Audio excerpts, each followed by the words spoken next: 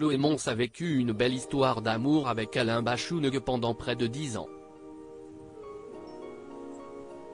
Une passion immédiatement placée sous le signe de la musique, comme le racontait la chanteuse en 2021 dans les colonnes du Parisien. « J'avais 24 ans et j'étais engagée sur le tournage du clip de La Nuit je mens. Je ne connaissais pas tellement l'œuvre d'Alain. Ça a été tout de suite électrique entre nous, comme une évidence. » L'artiste originaire de Lille racontait l'avoir trouvé très beau. Surtout, j'ai été bouleversé par son intensité.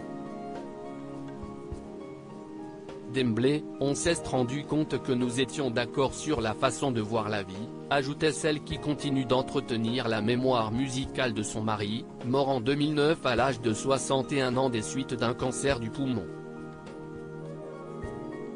Si est-il une chance de vivre au moins une histoire d'amour magnifique, confie Chloé Mons dans un récent entretien publié par Paris Match.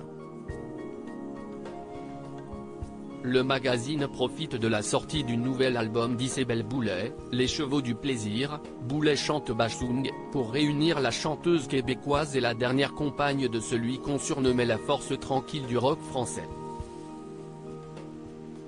L'occasion pour la veuve de l'artiste de se confier sur son couple, évoquant notamment une forme d'absolu en amour, si est ce que nous avons vécu. Depuis, je n'ai croisé des hommes, mais ils ne cherchent pas la même chose.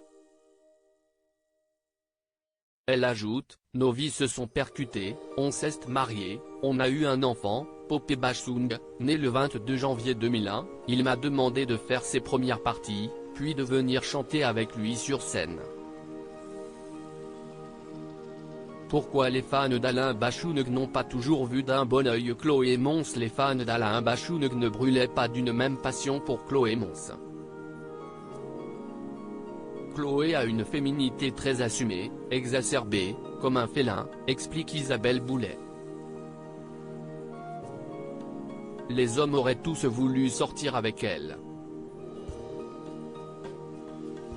Et si est-il Alain qui l'a eu?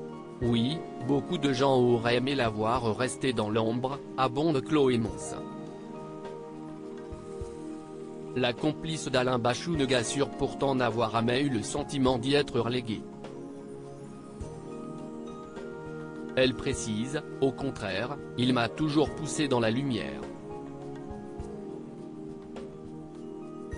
Le couple avait enregistré un premier